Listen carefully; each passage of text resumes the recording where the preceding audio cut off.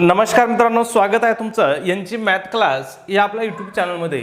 मित्रांनो, आपण महा TETसाठी अतिशय इम्पॉर्टंट, अतिशय महत्त्वपूर्ण अशी प्रश्नपत्रिका या ठिकाणी पाहत आहोत. आजचा आपला विषय असणार आहे मराठी. आता याच्यामध्ये आपण काय करतो तुम्हाला सगळ्यांना माहिती आहे की आतापर्यंत ज्या TETच्या प्रश्नपत्रिका झाल्या आहेत, ह्या प्रश्नपत्रिकेमधील मराठी विषयाचे प्रश्न आपण या ठिकाणी स्पष्टीकरणासह पाहत असतो. ठीक आहे. आता तुम्हाला माहित असेल पहिली TET कधी झाली होती, तर TET परीक्षा ही 2013 पासून सुरुवात झाली होती. मग आपण 2013 पासून आतापर्यंत म्हणजे 2025 ची आता TET झाली, ह्या TET पर्यंत झालेल्या सगळे प्रश्नपत्रिकेमधले काय करणार आहेत, मराठीचे प्रश्न या ठिकाणी स्पष्टीकरणासह पाहणार आहोत. ठीक आहे. मग आजचं जे आपलं प्रकरण असणार आहे हे आता प्रकरण पहिलं असणार आहे. याच्यामध्ये काय असेल, व्याकरण आणि वर्णविचार हे जे प्रकरण आहे, ह्या प्रकरणावरती आतापर्यंत महा TET परीक्षेमध्ये आलेल्या सगळ्या प्रश्नांचा आपण या ठिकाणी समावेश करणार आहोत. ठीक आहे. आता तुम्ही जर पेपर पाहिला असेल मागचा TETचा झालेला, तर तुमच्या लक्षात आलं असेल की TETमध्ये जवळपास 80% प्रश्न हे काय असतात, त्याच टॉपिकवरती असतात किंवा पुन्हा पुन्हा रिपीट होणारे प्रश्न असतात. ठीक आहे. म्हणून तुम्हाला काय करायचं आहे, अभ्यास करत असताना आतापर्यंत झालेल्या ज्या TETच्या प्रश्नपत्रिका आहेत, या प्रश्नपत्रिकेचा तुम्हाला सखोल अभ्यास करायचा आहे, त्यांचं तुम्हाला सखोल विश्लेषण करायचं आहे. ठीक आहे. मग या ठिकाणी पहिला प्रश्न बघा, खालीलपैकी कोणती अभिजात भाषा नाही. आता इथं आपल्याला काय विचारलंय, खालीलपैकी कोणती अभिजात भाषा नाही असं विचारलंय. ऑप्शन बघा काय दिलेत, मराठी, तमिळ, बंगाली आणि गुजराती. तर मग आता यापैकी कोणती अभिजात भाषा नाही, तर या ठिकाणी गुजराती ही अभिजात भाषा नाही. ठीक आहे. कोणती अभिजात भाषा नाही, गुजराती ही अभिजात भाषा नाही.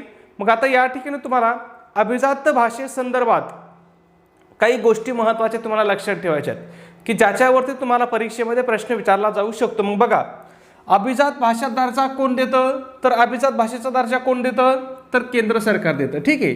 त्याच्यानंतर दुसरा प्रश्न इथं अजून विचारला जाऊ शकतो की सध्या भारतामध्ये किती भाषांना अभिजात भाषेचा दर्जा देण्यात आलेला आहे. मग किती भाषांना, तर एकूण 11 भाषा आहेत की त्यांना अभिजात भाषेचा दर्जा देण्यात आलेला आहे. मग त्या 11 भाषा कोणत्या आहेत बघा, तमिळ आहे, तेलुगू आहे, कन्नड आहे, मल्याळम आहे, संस्कृत आहे, ओडिया आहे, मराठी आहे, आसामी आहे, बंगाली आहे, पाली आहे आणि प्राकृत आहे. ह्या ज्या 11 भाषा आहेत त्यांना काय अभिजात भाषेचा दर्जा देण्यात आलेला आहे. ठीक आहे. महत्त्वाचं आहे, भाषेचा दर्जा कोण देतं, केंद्र सरकार देतं. सध्या किती भाषांना अभिजात भाषेचा दर्जा देण्यात आलेला आहे, तर 11 भाषांना अभिजात भाषेचा दर्जा देण्यात आलेला आहे. ठीक आहे. अजून महत्त्वाची माहिती आहे ज्याच्यावरती आपल्याला प्रश्न विचारला जाऊ शकतो किंवा विचारला जातो. मग या ठिकाणी बघा, थोडंसं झूम आउट करतो म्हणजे तुम्हाला व्यवस्थित दिसेल. महत्त्वाचा प्रश्न विचारला जातो की अभिजात दर्जा मिळालेली पहिली भाषा. तुम्हाला मी काय सांगितलं होतं, जी गोष्ट पहिली असते ना त्याच्यावरती प्रश्न येण्याची दाट शक्यता असते. मग अभिजात भाषेचा दर्जा मिळालेली भारतातील पहिली भाषा कोणती आहे, तर ही आहे तमिळ भाषा. आणि दुसरा प्रश्न इथे विचारला जातो, आता काय विचारलं जातं, साल, तर पहिली आहे म्हणून साल विचारलं जातं की तमिळ भाषेला अभिजात भाषेचा दर्जा कोणत्या वर्षी देण्यात आला. मग कोणत्या वर्षी देण्यात आला, तर तो 2004 मध्ये देण्यात आला. ठीक आहे. त्याच्यानंतर सगळ्यात महत्त्वाचा प्रश्न विचारला जातो तो म्हणजे आता नंतर सगळ्यात शेवटी कोणाला दिलाय, तर बघा 2024 साली काय केलंय, एकाच वेळेस 5 भाषांना अभिजात भाषाचा दर्जा मिळालेला आहे. मग ह्या 5 भाषा कोणकोणत्या आहेत लक्षात ठेवा. बघा, मराठी आहे, बंगाली आहे, आसामी आहे, पाली आहे आणि प्राकृत आहे. आता या 5 मधले सुद्धा आपल्याला सगळ्यात जास्त लक्षात ठेवणारी भाषा कोणती असणार आहे, तर ही आपली मराठी असणार आहे. ठीक आहे. मग तुम्हाला प्रश्न विचारला जाऊ शकतो की मराठी भाषेला कोणत्या वर्षी अभिजात भाषेचा दर्जा मिळाला, तर कधी मिळाला, 2024 साली मिळाला. ठीक आहे. त्याच्यानंतर प्रश्न अजून विचारला जाऊ शकतो की 2024 ला किती भाषांना अभिजात भाषेचा दर्जा दिला, 5 भाषेचा दिला. ह्या 5 भाषा कोणत्या आहेत, मराठी, बंगाली, आसामी, पाली आणि प्राकृत. आता इथं महत्त्वाचा अजून एक प्रश्न विचारला जातो की मराठी भाषेला अभिजात भाषेचा दर्जा मिळावा म्हणून कोणती समिती नेमली होती, किंवा ही जी समिती नेमली होती की मराठी भाषेला अभिजात दर्जा मिळावा याच्यासाठी, या समितीचे अध्यक्ष कोण होते असा सुद्धा प्रश्न विचारला जातो. मग या समितीचे अध्यक्ष होते रंगनाथ पठारे. महत्त्वाचा प्रश्न आहे, कोण होते, रंगनाथ पठारे होते. त्याच्यानंतर अजून एक समिती होती बघा, ही समितीचं काम काय होतं, तर मराठी भाषेला अभिजात दर्जा देण्यासाठी केंद्राकडे पाठपुरावा करण्यासाठी ही समितीचं काम काय होतं, पाठपुरावा करायचं काम होतं. आणि या समितीचं नाव काय होतं, ज्ञानेश्वर मुळे समिती किंवा ज्ञानेश्वर मुळे हे काय होते, या समितीचे अध्यक्ष होते. ठीक आहे. ह्या सगळ्या गोष्टी तुम्हाला काय करायच्या आहेत, लक्षात ठेवायच्या आहेत. पुढचा प्रश्न बघूया आपण. प्रश्न क्रमांक 2 आहे, रू वर्णाचे उच्चार स्थानानुसार वर्गीकरण करा. आता हे जे आपलं रू आहे, स्वर आहे, या वर्णाचं काय सांगितलं त्यांनी, उच्चार स्थानानुसार वर्गीकरण करायला सांगितले. ऑप्शन काय आहेत, कंठे, तालव्य, मूर्धन्य आणि दंते. मग रू हा कसा आहे, तर हा मूर्धन्य आहे. कसा आहे, मूर्धन्य आहे. मग या ठिकाणी तुम्हाला लक्षात ठेवायचे, मूर्धन्य वर्ण म्हणजे कोणते, तर जे वर्णाचा उच्चार करताना आपल्या जिभेचा शेंडा हा मूर्ध्वला म्हणजेच तालू व कंठ यांच्यामधील भागाला जाऊन भेटतो, त्यांना काय म्हणतो आपण, मूर्धन्य वर्ण असं म्हणतो. मग आता मूर्धन्य वर्ण कोणते आहेत हे तुम्हाला लक्षात ठेवायचं आहे. स्वरामधला एकच स्वर मूर्धन्य आहे, तो म्हणजे रू आहे. ठीक आहे. त्याच्यानंतर बघा, हा जो टचा वर्ग आहे, टचा वर्ग आहे, हा टचा वर्ग सगळा काय आहे, मूर्धन्य आहे. लक्षात ठेवायचं, फक्त ट वर्ग जरी लक्षात ठेवला तरी तुम्हाला ट ठ हे ड आहे, ई नाही, ड ढ न हे तुमच्या लक्षात राहील. ठीक आहे. त्याच्यानंतर र श आणि ळ हे 3 स्वतः व्यंजन काय आहेत, मूर्धन्य आहेत. मग मूर्धन्य वर्ण कोणकोणते आहेत लक्षात ठेवा. स्वरामधला एकच स्वर मूर्धन्य आहे, ज्याच्यावरती आपल्याला प्रश्न विचारला होता, तो म्हणजे रू. त्याच्यानंतर ट चा पूर्ण वर्ग म्हणजे त्याच्यामधले 5 अक्षरे ट ठ ड ढ आणि न आणि र श ळ एवढे अक्षर काय आहेत, मूर्धन्य आहेत. ठीक आहे. त्याच्यानंतर पुढचा प्रश्न बघू. ठीक आहे. प्रश्न क्रमांक 3 आहे, अर्धा दंड असणारी पण अर्धी होऊ न शकणारी व्यंजने कोणती. आता बघा, अक्षरामध्ये अर्धा दंड असणारी पण अर्धी होऊ न शकणारी व्यंजनं कोणती असं विचारलंय. मग इथं बघूया आपण ऑप्शन काय दिलेत आपल्याला. आता इथं ह नसेल हे, ठीक आहे, ह असेल किंवा ह नसेल, इथं दुसराच काहीतरी ऑप्शन असेल आपल्याला, त्याची काही गरज नाही, टाईप मिस्टेक आहे. बघा इथं र आहे, द आहे आणि ग आहे. आता बघा आपल्याला काय विचारलंय, अर्धा दंड असणारी पण अर्धी होऊ न शकणारी, म्हणजे अक्षरामध्ये अर्धा दंड आहे पण ती अक्षर जोड शब्द लिहिताना अर्धी होत नाहीत असं विचारलंय. मग बघा र द आणि ग. आता ह्या ग मध्ये काय आहे, शेवटी उभा दंड आहे. ग मध्ये काय आहे, शेवटी उभा दंड आहे. बघा गच्या पुढे जी रेष आहे ना, याला काय म्हणतो आपण, शेवटी उभा दंड म्हणतो. ह्या द मध्ये बघा इथं अर्धा दंड आहे. बघा हा जो भाग आहे याला काय म्हणतो आपण, अर्धा दंड म्हणतो. ठीक आहे. मग याचं आपलं योग्य उत्तर काय असणार आहे, द हे उत्तर असणार आहे. मग हा जो द चा वर्ग किंवा ट चा वर्ग आहे, बघा ट चा वर्ग जो आहे हा काय आहे, अर्धेत आहेत परंतु ती जोड शब्द लिहिताना अर्धी होत नाहीत. द तुम्ही कधी अर्ध लिहून जोड शब्द तयार केलाय का, नाही, तो पूर्णच लिहावा लागतो. बघा बघा मग हे बघा ट ठ ड ढ द. त्याच्यानंतर ह हे काय आहेत, अर्धा दंड असणारी पण अर्धी होऊ न शकणारी व्यंजने आहेत. इथं ऑप्शन ळ होता. ठीक आहे. इथं काय ऑप्शन होता आपल्याला, ळ हा ऑप्शन होता. मग ळ हे काय आहे, तर ळ हे स्वतंत्र वर्ण आहे. इथं परीक्षेत हा सुद्धा प्रश्न वारंवार विचारला जातो, ळ काय आहे, तर ळ स्वतंत्र वर्ण आहे. ठीक आहे. आणि त्याच्यानंतर शेवटी स्वतंत्र उभा दंड असणारे वर्ण कोणकोणते, तर बघा ग आहे, न आहे, श आहे. बघा इथं आपल्याला ऑप्शन होता ग, म्हणून तुम्हाला सांगतो. ठीक आहे. पुढच्या प्रश्नाकडे जाऊ. त्याच्या अगोदर मित्रांनो एक छोटीशी पण अतिशय महत्त्वपूर्ण अशी सूचना. मित्रांनो आपण या ठिकाणी महा टीईटी परीक्षेसाठी अतिशय इम्पॉर्टंट, अतिशय महत्त्वपूर्ण अशी टेस्ट सिरीज या ठिकाणी सुरू केलेली आहे. आपल्या टेस्ट सिरीजचं वैशिष्ट्य आहे की या ठिकाणी तुमची काय असणार आहे, संपूर्ण अभ्यासक्रमावर आधारित अशी आपली टेस्ट सिरीज असणार आहे. मग या टेस्ट सिरीजमध्ये तुम्हाला काय काय मिळेल मित्रांनो, तर तुम्हाला 10 टेस्ट पेपर भेटतील. त्याचबरोबर आतापर्यंत झालेल्या टीईटीच्या सर्व प्रश्नपत्रिका तुम्हाला या ठिकाणी आन्सर की सहित प्रोव्हाइड केल्या जातील. म्हणजे उत्तरासहित तुम्हाला आतापर्यंत झालेल्या टीईटीच्या सर्व प्रश्नपत्रिका तुम्हाला प्रोव्हाइड केल्या जातील. तुम्ही एवढ्या प्रश्नपत्रिकेचा जरी अभ्यास केला तर तुमचा 50-60% अभ्यास तुमचा त्या ठिकाणी कव्हर होऊन जातोय. ठीक आहे. त्याचबरोबर सगळ्यात महत्त्वाचं, आपण फ्रीमध्ये अतिशय IMP अशा नोट्स सुद्धा प्रोव्हाइड करत आहोत. मग यामध्ये कोणकोणत्या विषयाच्या नोट्स असतील, मराठी असेल, हिंदी असेल, गणित बुद्धिमत्ता असेल, इतिहास असेल, भूगोल असेल, त्याचबरोबर मानसशास्त्राच्या सुद्धा अतिशय IMP अशा नोट्स तुम्हाला या ठिकाणी प्रोव्हाइड केल्या जातील. त्याचबरोबर अजून एक महत्त्वाचं, तुम्हाला इयत्ता 4थी ते 8वी पर्यंत इतिहास असेल, भूगोल असेल, राज्यशास्त्र असेल, विज्ञान असेल, यांच्या सुद्धा अतिशय IMP अशा नोट्स तुम्हाला प्रोव्हाइड केल्या जातील. ठीक आहे. म्हणजे जर तुम्ही एवढ्या स्टडी मटेरियलचा अभ्यास केला तर तुम्ही टीईटी परीक्षेमध्ये 100% पास होणार, आणि नुसतं पास होणार नाही तर चांगल्या मार्काने म्हणजे 100पेक्षा जास्त मार्क घेऊन तुम्ही काय होणार, परीक्षेमध्ये पास होणार. हे काय 100% तुम्हाला मी खात्री देतो. ठीक आहे. मग एवढ्या सगळ्या मटेरियलची किंमत किती आहे मित्रांनो, तर फक्त 200 रुपये किंमत आहे.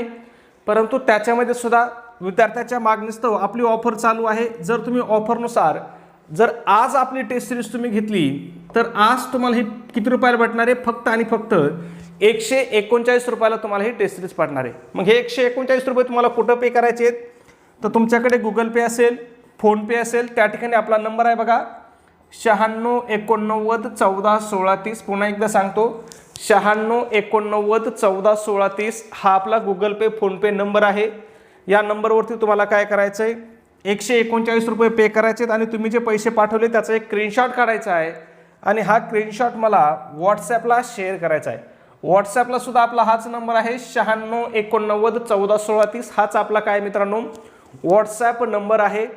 तुम्हाला व्हॉट्सॲपला स्क्रीनशॉट टाकल्याबरोबर 5 मिनिटाच्या आतमध्ये तुम्हाला संपूर्ण मटेरियल तुम्हाला व्हॉट्सॲपवरतीच प्रोव्हाइड केलं जाईल. ठीक आहे. पुढचा प्रश्न पाहूया. प्रश्न क्रमांक 4 आहे. काय विचारले बघा या ठिकाणी, मराठी भाषेचे पानिमी असे खालीलपैकी कोणाला संबोधले जाते. आता काय मराठी भाषेचे पानिमी, ठीक आहे, हे शब्द लिहिताना पाणिनी झालाय, पण काय खरा शब्द काय आहे, मराठी भाषेचे पानिमी किंवा पाणिनी असे खालीलपैकी कोणाला म्हटले जाते. ठीक आहे. मग मराठी भाषेचे पानिमी कोणाला म्हटले जाते, तर ते दादोबा पांडुरंग तरखडकर यांना काय केलं जातं, मराठी भाषेचे पानिमी म्हटलं जातं. ठीक आहे. त्याच्यानंतर का म्हटलं जातं, तर त्यांनी एक पुस्तक लिहिलं होतं मराठी भाषेचे व्याकरण. हे पुस्तक कोणाचं आहे हा प्रश्न सुद्धा विचारला जातो. मग हे पुस्तक कोणाचं आहे, तर हे दादोबा पांडुरंग तरखडकर यांचं आहे. आणि हे मराठी भाषेचे गाडे विद्वान असल्यामुळे त्यांना मराठी भाषेचं पानिमी म्हटलं जातं. ठीक आहे. पानिमी शब्द असतो ना, इथं पानिमी झालाय आपल्याकडून टाईप करताना पानिमी. ठीक आहे, किंवा पनिमी. ठीक आहे. मग पाणिनी कोण होता, संस्कृत व्याकरणकार होता. आता मराठी भाषेचे शिवाजी, आता इथं गोंधळ व्हायचा नाही, मराठी भाषेचे पानिमी वेगळं आणि मराठी भाषेचे शिवाजी कोणाला म्हटलं जातं, तर शिवाजी कोणाला म्हटलं जातं, विष्णू शास्त्री चिपळूणकरांना मराठी भाषेचे शिवाजी म्हटलं जातं. आणि अजून एक महत्त्वाचं, मराठी भाषेचे जॉन्सन कोणाला म्हटलं जातं, तर मराठी भाषेचे जॉन्सन कृष्णशास्त्री चिपळूणकर यांना म्हटलं जातं. म्हणजे तुम्हाला लक्षात ठेवायचे, मराठी भाषेचे पानिमी कोण, दादोबा पांडुरंग तरखडकर, मराठी भाषेचे शिवाजी कोण, विष्णू शास्त्री चिपळूणकर, आणि मराठी भाषेचे जॉन्सन कोण, कृष्णशास्त्री चिपळूणकर. ठीक आहे. प्रश्न परीक्षेमध्ये वारंवार विचारलेले आहेत म्हणून तुम्ही लक्षात ठेवणं गरजेचं आहे. पुढचा प्रश्न आहे 5 नंबर, खालीलपैकी कोणता स्वर नाही. सोपा प्रश्न होता. तुम्हाला मी काय सांगितलं, टीईटी मध्ये तुम्हाला 50% प्रश्न हे असे असतात की ते एकदम सोपे असतात, खूप सोपे असतात. आणि त्याच्यात मराठीमधले तर आपल्याला जवळपास 70% प्रश्न काय सोपे वाटतात. म्हणजे मराठीमध्ये तुम्हाला 30 पैकी या ठिकाणी कमीत कमी 28 मार्क मिळालेच पाहिजेत. बघा, मराठीमध्ये 30 पैकी किती मार्क मिळाले पाहिजेत, 28 मार्क मिळाले पाहिजेत. आणि जर 30 पैकी 28 मार्क मिळाले तर एकट्या मराठी विषयाचा अभ्यास करून सुद्धा तुम्ही टीईटी पास होऊ शकता. ठीक आहे.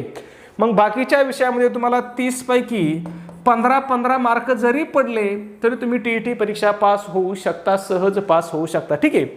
मग या ठिकाणी काय, खालीलपैकी कोणता स्वर नाही असं विचारलंय. बघूया. उ स्वर आहे, अ स्वर आहे, ए स्वर आहे, गच या ठिकाणी काय आहे, व्यंजन आहे. ठीक आहे. मग मराठी भाषेमध्ये एकूण स्वर किती आहेत, 14 स्वर आहेत. किती स्वर आहेत, 14 स्वर आहेत. कोणकोणते आहेत इथे लिहिलेत, मला माहिती आहे तुम्हाला सगळ्यांचे हे पाठ आहेत, सांगायची गरज नाही. तुम्ही शिक्षक आहात, स्वर तुम्हाला सगळ्यांचे पाठ आहेत, पण एक कर्तव्य म्हणून मी इथं लिहिलेत. ठीक आहे. मग प्रश्न विचारला जातो आपल्याला, मराठीमध्ये एकूण वर्ण किती. मग मराठीमध्ये एकूण वर्ण किती आहेत, 52 वर्ण आहेत. ठीक आहे. आता या ठिकाणी तुम्हाला अजून एक लक्षात ठेवायची, जर प्रश्न विचारला मूळ मराठी वर्णमालेमध्ये किंवा प्राचीन मराठी वर्णमालेमध्ये किती वर्ण आहेत असं जर विचारलं तर मग त्यावेळेस मात्र आपलं उत्तर येईल 48 वर्ण. ठीक आहे. मग आता 48 कधी लिहायचे आणि 52 कधी लिहायचे हे लक्षात ठेवा. जर फक्त विचारलं मराठीमध्ये एकूण वर्ण किती आहेत तर 52 लिहायचं, किंवा नवीन मराठी वर्णमालेमध्ये एकूण किती वर्ण आहेत विचारलं तर 52 लिहायचं, आणि जर मूळ किंवा प्राचीन किंवा जुन्या मराठी वर्णमालेमध्ये किती वर्ण आहेत असं विचारलं तर उत्तर आपल्याला 48 लिहायचं आहे. दोन्ही मधला फरक लक्षात ठेवा. आणि का लक्षात ठेवा तर याच्यावरती प्रश्न विचारलेला आहे, पुढे येईल आपल्याला. ठीक आहे. व्यंजन किती आहेत मराठीमध्ये? 34 व्यंजन आहेत. स्वरादी किती आहेत? 2 आहेत. ठीक आहे. त्याच्यानंतर विशेष संयुक्त व्यंजने किती आहेत? 2 आहेत. पुढच्या प्रश्नाकडे जाऊ आपण. 6 नंबर बघा, पुन्हा अभिजात भाषेवरती प्रश्न विचारला. मी तुम्हाला काय सांगतोय, प्रश्न त्याच टॉपिकवरती काय होत आहेत, तोच प्रश्न बऱ्यापैकी रिपीट होत आहेत. मग मराठी भाषेचा अभिजात दर्जा शोधण्यासाठी शासनाने डॅश डॅश यांच्या अध्यक्षतेखाली एक समिती नेमली होती. कुणाच्या अध्यक्षतेखाली समिती नेमली होती तुम्हाला सांगितलं होतं मी. कुणाच्या अध्यक्षतेखाली? रंगनाथ पठारे यांच्या अध्यक्षतेखाली. ठीक आहे. मग ह्या समितीची स्थापना कधी केली होती विचारू शकतात. 10 जानेवारी 2012. आता इथं तुम्हाला फक्त काय विचारू शकतात? साल विचारू शकतात, तारीख विचारणार नाहीत. लक्षात ठेवा. ठीक आहे. मग 2012 पाठ करायचं. समितीने अहवाल कधी दिला? पुढच्याच वर्षी लगेच 13ला त्यांनी अहवाल देऊन टाकला. ठीक आहे. आणि मराठी भाषेला अभिजात भाषेचा दर्जा कधी मिळाला हे मात्र तुम्हाला तारखेसहित लक्षात ठेवायचंय. 3 ऑक्टोबर 2024ला. आता तारखेसहित का लक्षात ठेवायचंय तर आपण 3 ऑक्टोबर हा जो दिवस आहे हा मराठी भाषा अभिजात दिन म्हणून साजरा करतो. बघा, मराठी अभिजात भाषा गौरव दिन म्हणून हा दिन साजरा करतो. म्हणून तुम्हाला 3 ऑक्टोबर लक्षात ठेवायचे. ठीक आहे. प्रश्न इथं असा सुद्धा विचारला जाऊ शकतो की खालीलपैकी कोणता दिवस मराठी अभिजात भाषा गौरव दिन म्हणून साजरा केला जातो. मग कोणता दिवस? 3 ऑक्टोबर. मराठी भाषेला अभिजात भाषेचा दर्जा कधी मिळाला? 2024ला. 3 ऑक्टोबर 2024ला. ठीक आहे. पुढचा प्रश्न बघूया. 7 नंबर. मराठी भाषा लिपीस कोणत्या नावाने ओळखले जाते?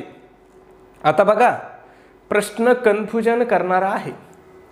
वर्णमाला लिपी, देवनागरी लिपी, बाळबोध लिपी आणि आदर्श लिपी. आणि पर्याय खाली दिलेत बघा आपल्याला. फक्त अ आणि ब बरोबर, फक्त ब आणि क बरोबर, फक्त अ आणि ड बरोबर आणि फक्त ड बरोबर. मग इथं उत्तर आपलं काय असेल? फक्त ब आणि क बरोबर. मग मराठी भाषेत कोणत्या नावाने ओळखली जाते? तिला देवनागरी लिपी पण म्हणतात आणि देवनागरी लिपीलाच बाळबोध लिपी असं सुद्धा म्हणलं जातं. लक्षात ठेवा. ठीक आहे. मग बघा इथे लिहिलेलं आहे मी, मराठी लिपीला देवनागरी किंवा बाळबोध लिपी म्हणतात. मराठी लिपीला काय म्हणतात? देवनागरी किंवा बाळबोध लिपी म्हणतात. त्याच्यानंतर देवनागरी लिपी कोणत्या रेषांनी लिहितात बघा? उभ्या रेषा, आडव्या रेषा, गोलसर रेषा आणि तिरप्या रेषांनी बनलेली असते. उभ्या, आडव्या, गोलसर आणि तिरप्या रेषांनी देवनागरी लिपी बनलेली असते. तसेच ही लिपी आपण कशी लिहितो? डावीकडून उजवीकडे तिचं लेखन करतो. लक्षात ठेवा. प्रश्न विचारला जातो बऱ्याच वेळेस. मग आपल्याला म्हणजे माहीत असतं, पण पुस्तकामध्ये आपली डावी बाजू कोणती आणि उजवी बाजू कोणती याच्यामध्ये जर गोंधळ झाला तर आपला हा प्रश्न चुकू शकतो. मग लक्षात ठेवायचं, ही जी बाजू आहे ही कोणती बाजू असते? डावी बाजू असते. पुस्तक असेल, तुमचा फळा असेल, काही असेल, ही बाजू काय असते? डावी बाजू असते. आणि ही बाजू काय असते? उजवी बाजू असते. मग मराठी भाषेचं आपण लेखन काय करतो? ह्या बाजूकडून ह्या बाजूकडे करतोय की नाही? मग डावीकडून उजवीकडे करतो. आता उर्दू भाषेचं उलट आहे. उर्दू भाषेचं लेखन आपण इकडून इकडे करतो, म्हणजेच उजवीकडून डावीकडे करतो. हा फरक लक्षात ठेवा. प्रश्न विचारला जातो. ठीक आहे. पुढचा प्रश्न 8 नंबर. श व ज्ञ या वर्णांना वर्णमालेत स्थान देणारे कोण? बघा, श आणि ज्ञ हे जे वर्ण आहेत या वर्णांना वर्णमालेमध्ये स्थान कोणी दिले असं आपल्याला विचारले. म्हणजे हे पहिले वर्णमालेमध्ये नव्हते. पहिले वर्णमालेमध्ये किती वर्ण होते? 48 होते. आता किती आहेत? 52 आहेत. म्हणजे किती वाढलेत? 4 वाढलेत. मग हे 4 कोणते वाढलेत? तर 2 स्वर वाढलेत. काय? 2 स्वर. मग ते 2 स्वर कोणते आहेत? नवीन स्वर ॲ आणि ऑ. ठीक आहे. लक्षात ठेवा. आणि हे जे 2 आहेत क्ष व ज्ञ यांना काय म्हणतात? संयुक्त व्यंजने. काय म्हणतात? संयुक्त व्यंजने किंवा जोडाक्षरे असं सुद्धा म्हटलं जातं. संयुक्त व्यंजने. मग लक्षात ठेवा, संयुक्त व्यंजने किती आहेत? 2 आहेत. कोणते आहेत? क्ष आणि ज्ञ. आणि यांना मराठी वर्णमालेमध्ये कोणी स्थान दिलंय? म्हणजे मराठी व्याकरणाच्या कोणत्या अभ्यासकाने यांना वर्णमालेमध्ये स्थान दिलंय? तर ते आहे सबनीसने. कुणी? सबनीसने. ठीक आहे. यांना काय म्हटलं जातं? श आणि ज्ञला विशेष संयुक्त व्यंजने म्हटलं जातं. विशेष संयुक्त व्यंजने काय आहेत? तर हे जोड शब्द आहेत. बघा, सरळ सरळ आपल्या भाषेत जर म्हटलं तर हे जोड शब्द आहेत. बघा, श कोणत्या शब्दाचा जोड शब्द आहे? बघा, क अधिक श आणि शेवटी त्याच्यामध्ये स्वर मिसळला आहे त्यालाच आपण काय म्हणतो श म्हणतो. ठीक आहे. आणि न्य बघा, न्य कोणत्याचा आहे द न य आणि आता न्यचं तुम्हाला सांगतो. ज्ञानेश्वरची स्पेलिंग आपण काय लिहितो सुरुवात DNY करतो की नाही. मग बघा द न य सोपं एक नाही लक्षात ठेवायचं. ही फोड विचारलेली आहे परीक्षेमध्ये म्हणून तुम्हाला पाठ ठेवायचं. ह्या दोन्ही शब्दाची फोड परीक्षेमध्ये विचारलेली आहे. ठीक आहे. ते आपण पुढे संधीमध्ये बघणार आहोत. पुढचा प्रश्न आहे 9 नंबर. जनाबाई या शब्दातील जचा उच्चार कोणता. ठीक आहे. मग हा कोणता आहे तर दंत तालव्य आहे. कोणता आहे जनाबाई या शब्दातील जचा उच्चार दंत तालव्य आहे. आता इथं ज हे जे जचा वर्ग आहे याच्यात तुम्हाला लक्षात ठेवायचंय. जर ह्या ज मध्ये जर अ मिसळत असला तर काय दंत तालव्य. बघा ज ना बाई ज अधिक काय आहे आहे. मग हे काय आहे दंत तालव्य. आणि जर ह्या ज मध्ये याचा उच्चार जर आपण असा केला ज अधिक य असा जर उच्चार होत असेल तर याला काय म्हणतात तालव्य म्हणतात. जर उदाहरण घ्यायचं म्हटलं तर जग. ठीक आहे. मग आपण हे जगची फोड केली कशी लिहितो आपण जग. ठीक आहे. लक्षात ठेवा तालव्य आणि दंत तालव्य. तसं हे आपण पुढं परत पाहणार आहोत पण तुम्हाला एक चालू सांगून जातो. पुढचा 10 नंबर प्रश्न. वाक्य पूर्ण करा. वाहन चालकाच्या प्रसंग अवधानाने मोठी दुर्घटना टळली.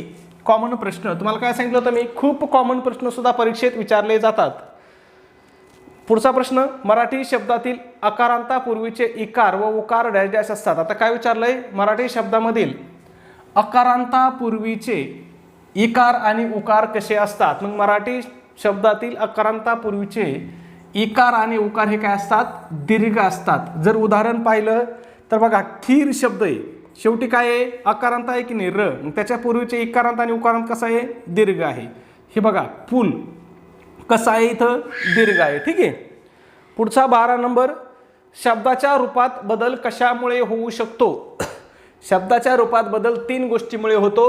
लिंग वचन आणि विभक्ती. मग याचं उत्तर येईल आपलं यापैकी सर्व बरोबर. हे आपलं या ठिकाणी उत्तर येईल. ठीक आहे. मग आता या ठिकाणी कोणकोणत्या शब्दामध्ये बदल होतो तर शब्दाच्या ज्या 8 जाती आहेत त्याच्यामधल्या 4 मध्येच बदल होतो. मग ते 4 कोणकोणते आहेत बघा ज्याच्यामध्ये बदल होतो. नाम आहे सर्वनाम आहे विशेषण आहे आणि क्रियापद आहे. या 4 शब्दांच्या जातीमध्ये बदल होतो. आणि कशामुळे बदल होतो लिंग बदलल्यामुळे वचन बदलल्यामुळे किंवा विभक्ती प्रत्यय बदलल्यामुळे. म्हणून ह्या ज्या 4 शब्दाच्या जाती आहेत त्यांना काय म्हटलं जातं तर विकारी म्हणलं जातं. विकारी म्हणजेच काय बदल होणारे. लक्षात ठेवा परीक्षेत सरळ प्रश्न विचारला जातो. खालील स्वरापैकी संयुक्त स्वर ओळखा. आता काय विचारलंय संयुक्त स्वर. ऑप्शन काय दिलेत अ ओ आ ई. मग यापैकी संयुक्त स्वर कोणता आहे ओ आहे. लक्षात ठेवा एकूण संयुक्त स्वर किती आहेत 4 आहेत. कोणकोणते बघा ए ऐ औ औ ओ औ. ए ऐ ओ औ हे काय आहेत 4 एकूण संयुक्त स्वर आहेत. यांची फोड पण तुम्ही लक्षात ठेवू शकता. अजून विचारले नाही पण कदाचित विचारू शकतात. ठीक आहे. मूळ मराठी वर्णमालेत एकूण वर्णांची संख्या किती होती. तुम्हाला सांगितलं होतं की नाही प्रश्न विचारला जातो. आता इथं उत्तर काय लिहायचं आपल्याला मूळ विचार सांगितलंय म्हटलं डोळे झाकून किती लिहायचे 48 लिहायचे. ठीक आहे. आणि जर फक्त इथं विचारलं असतं मराठी वर्णमालेत एकूण वर्णांची संख्या किती तर आपलं उत्तर किती आलं असतं 52 आलं असतं. किंवा इथं अजून एक शब्द विचारला जातो तो म्हणजे आधुनिक. काय आधुनिक मराठी वर्णमालेत एकूण वर्णांची संख्या किती तर आधुनिक मध्ये किती संख्या आहे 52 आहे. मूळ मध्ये किंवा प्राचीन मध्ये किती आहे 48 आहे. फरक लक्षात ठेवा. ठीक आहे. सांगितलं हे सगळं मी. स्वरादी किती आहेत 2 आहेत. कोणते अनुस्वार आणि विसर्ग. स्वर किती आहेत 14 आहेत. त्याच्यातले नवीन स्वर कोणते आहेत ॲ आणि ऑ. यांनाच काय म्हणतो आपण इंग्रजी भाषेतून आलेले स्वर पण म्हणतो. हे पण लक्षात ठेवा. सरळ प्रश्न विचारला जातो. व्यंजन 34 आहेत. विशेष संयुक्त व्यंजन 2 आहेत. हे सगळं तुम्हाला सांगून झाले. मराठी भाषेतील पहिला शिलालेख कोठे आढळला.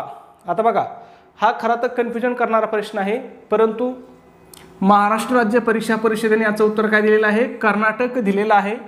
ठीक आहे. पण जर आता कधी प्रश्न विचारला लेटेस्टमध्ये तर याचं उत्तर कदाचित बदलू शकतं. मग तुम्हाला लक्षात ठेवायचं आहे यापूर्वी आपण काय करायचो श्रवण बेळगाव हे कर्नाटक राज्यामधला आहे. इथला जो शिलालेख आहे हा मराठी भाषेतील पहिला शिलालेख मानला जायचा. आणि या ठिकाणी वाक्य कोणतं होतं बघा, चामुंडे करविले एवढा हा शिलालेख आहे, हा आपण पहिला मानायचो. परंतु सध्या अक्षी रायगड जिल्हा येथील शिलालेख काय केला जातो, आद्य मानला जातो. त्याचबरोबर काही ठिकाणी कुंडल सोलापूर जिल्ह्यातील येथील शिलालेख सुद्धा पहिला आहे असा उल्लेख आढळतो. त्याच्यामुळे याच्यावरती काय खूप कन्फ्युजन आहे. पुढचा प्रश्न आहे 16 नंबर, खालीलपैकी कोणती भाषा अभिजात भाषा नाही. आता काय विचारलंय बघा या ठिकाणी, खालीलपैकी कोणती भाषा अभिजात भाषा नाही असं आपल्याला या ठिकाणी विचारलंय. ऑप्शन काय दिलेत, संस्कृत, इथं ओडिया शब्द आहे बघा, ठीक आहे. इथं काय शब्द आहे, ओडिया, ठीक आहे. ओडिया त्याला आपण ओडिशी पण म्हणतो, ठीक आहे. ओडिया, मल्याळम आणि बंगाली. आता इथं उत्तर काय होतं, बंगाली होतं. काय उत्तर दिलं होतं त्यांनी, बंगाली उत्तर दिलं होतं. का तर हा प्रश्न कधी विचारला होता, मला वाटतं 2021च्या TET मध्ये हा प्रश्न होता, ठीक आहे. 2021च्या TET मध्ये प्रश्न आलेला होता. मग त्यावेळेस बंगाली भाषेला दर्जा मिळाला नव्हता. आता हा प्रश्न इथं असा येऊ शकत नाही, कारण बंगाली भाषेला सुद्धा दर्जा आहे, संस्कृतला सुद्धा आहे, मल्याळम सुद्धा आहे, ओडियाला सुद्धा आहे. मग बंगाली भाषेला दर्जा कधी दिला आहे, 2024ला दिला आहे. हा प्रश्न 2024 पूर्वी आला होता, म्हणून याचं उत्तर बंगाली होतं. आता उत्तर बंगाली राहणार नाही. आता या चारही भाषेला अभिजात भाषेचा दर्जा मिळाला आहे, तुम्हाला लक्षात ठेवायचं आहे. मग अभिजात भाषेचा दर्जा मिळालेला एकूण भाषा किती आहेत, 11 आहेत. सगळ्यात पहिली भाषा कोणती आहे, तमिळ आहे. लक्षात ठेवायचं, तमिळला कधी मिळाला होता, 2004 साली. आणि आता सगळ्यात शेवटी कधी मिळाला आहे, 2024 साली. पाठ ठेवायला सोपं आहे की नाही बघा बरं. 2004 2024 20 वर्षाचा गॅप आहे फक्त. 2024ला एकूण किती भाषेला दर्जा मिळाला, 5 भाषाला. त्या 5 मधल्या कोणकोणत्या आहेत, सगळ्यात महत्त्वाची आपली मराठी आहे, IMP, त्याच्यानंतर प्राकृत, बंगाली, पाली आणि आसामी, ठीक आहे. लक्षात ठेवायचं सोपं आहे बघा, मराठी, प्राकृत, पाली ह्या 2 प वरून लक्षात ठेवायचं. पा प्राकृत आणि पाली. आणि ह्या बंगाली आणि आसामी शेजारीच राज्य आहेत, बंगाल आणि आसाम, ठीक आहे. पुढचा प्रश्न बघूया 17 नंबर, कोणत्या लिपीला सर्व लिपींची जननी म्हणतात. काय विचारलंय, कोणत्या लिपींना सर्व लिपीची जननी म्हटलं जातं. या ठिकाणी ब्राह्मी लिपीला सर्व लिपींची जननी म्हणलं जातं. कॉमन प्रश्न आहे, परीक्षेमध्ये वारंवार विचारलेला आहे. ही ब्राह्मी लिपी काय आहे, भारतातील प्राचीन महत्त्वाची अशी आर्य लिपी आहे, ठीक आहे. आणि हिला ब्राह्मी लिपी का म्हटलं जातं, तर असं म्हणतात की ही साक्षात ब्रह्मदेवाने ही लिपी तयार केली, म्हणून हिला ब्राह्मी लिपी म्हणतात. बाकी काय महत्त्वाचं नाही. 18 नंबर, खालीलपैकी कोणते वर्ण श्वास व्यंजन नाही. क, ख, च, छ, द, ध. आता हे तू झालंय त, थ, त, थ. मग यापैकी द, ध हे काय, श्वास व्यंजन नाही. आता श्वास व्यंजन म्हणजेच कोणतं वर्ण, तर त्यालाच कठोर व्यंजन म्हणतात, ठीक आहे, किंवा अघोष म्हणतात. लक्षात ठेवायचं. मग कठोर आणि अघोष कसं ओळखायचं बघा, प्रत्येक जे गट आहेत, कचा गट आहे, त्याच्यातले पहिले 2 काय आहेत, कठोर आहेत, आणि दुसरे 2 काय आहेत, मृदू आहेत, ठीक आहे. म्हणजे क, ख कठोर, पुढचे ग, घ मृदू, ठीक आहे.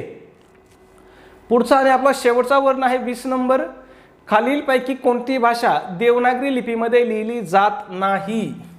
कोणती भाषा देवनागरी लिपीमध्ये लिहिली जात नाही, या प्रश्नाचं उत्तर तुम्हाला काय करायचं आहे, कमेंटमध्ये सांगायचं आहे. त्याचबरोबर चॅनलला सबस्क्राईब केलं नसेल तर लगेच सबस्क्राईब करा. आणि व्हिडिओ आवडला असेल तर प्लीज व्हिडिओला एक लाईक करा. आणि आपला व्हिडिओ तुमच्या मित्र परिवारांना, तुमच्याकडे असणाऱ्या शैक्षणिक ग्रुपला नक्की शेअर करत चला. ओके, धन्यवाद मित्रांनो. भेटूया आपल्या उद्याच्या पुढच्या व्हिडिओमध्ये. तोपर्यंत सर्वांना जय हिंद, जय महाराष्ट्र.